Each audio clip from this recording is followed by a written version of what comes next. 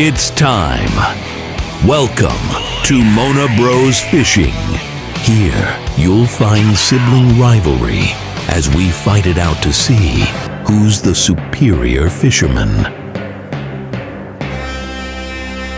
Join us along with some friends for some fun, fishing, and fuck-ups.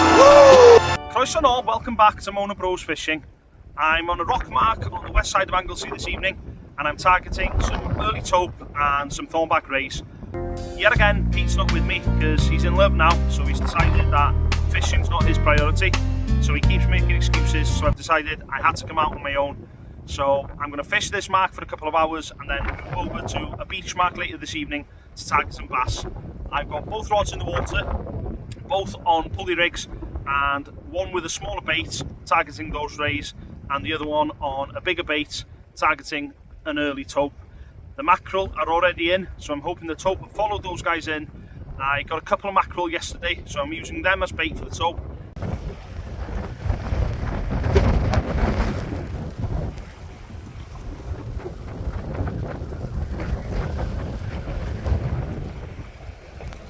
And as always, if there's any movement on the rods, I'll get back on cam. If you've watched the shorts over the last couple of days, you've noticed I've had a new toy. I bought myself a vacuum sealer off Amazon. I'll put a link in the description below so you can find it yourselves, but it is a game changer, guys. I find myself wasting a lot of bait when I come out fishing, so this way you can literally put just a couple of mixed baits in these bags, seal it back up and throw it in the freezer. When you're ready to go out, you can grab 1, 2, 3, whatever that you might need on that evening, and no bait's going to waste.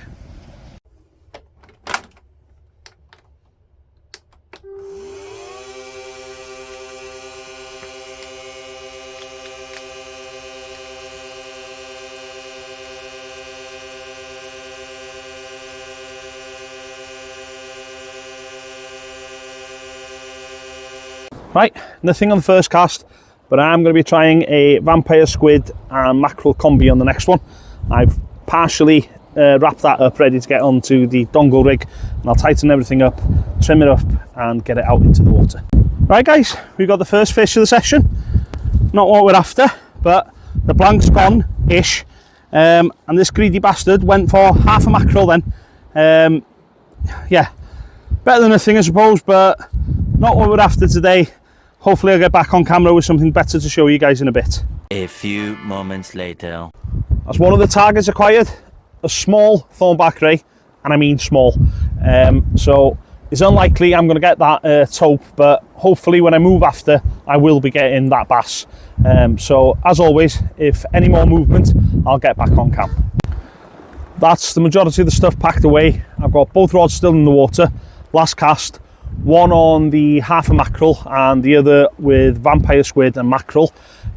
Still targeting the same species, and hopefully I'll get something to show you guys before I leave.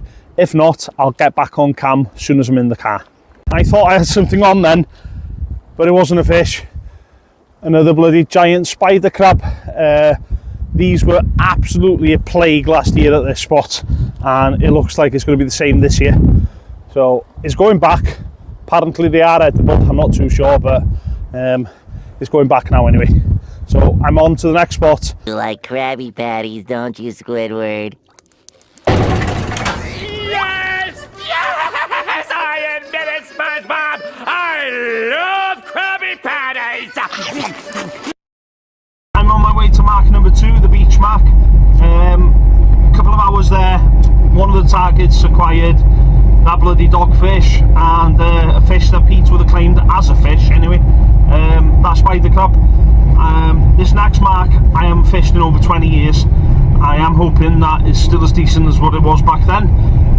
Decent spot for bass, flounders, and also some dabs as well. So as soon as I'm at the mark, I'll get back on camera and I'll get back to the fishing. Well, that was a wasted journey. I arrived at the mark and it was flat calm, so no point setting up my gear. I'm going to try and head over to another mark so I can use up the ragworm. I haven't got high expectations for this mark, but we'll give it a try, and as always I'll be back on cam in a bit. Right guys, I'm on beach mark number 2. also flat calm here, but much less of a walk to get down, so I thought I'd give it a go for about half an hour so I can use that ragworm up. But I thought I'd take this opportunity just to show you the new lamp I've had on my rod stand. I bought this bad boy from Amazon, 26 quid, and I'll put a link in the description below, but it's actually better than the Moon Vortex that I showed in a previous video. It's got a timer to show you exactly how much battery life that's left. I've got no cap lamp on at the moment, and those rods are well illuminated. And as always guys, if there's any movement, I'll get back on cam.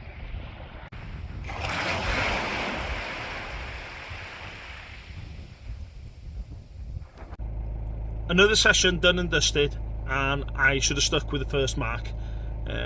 Big mistake going to the beach, but I'm a bit hard-headed, and I decided before going out tonight I was going to do a rock mark and a beach mark. What the hell were you even thinking?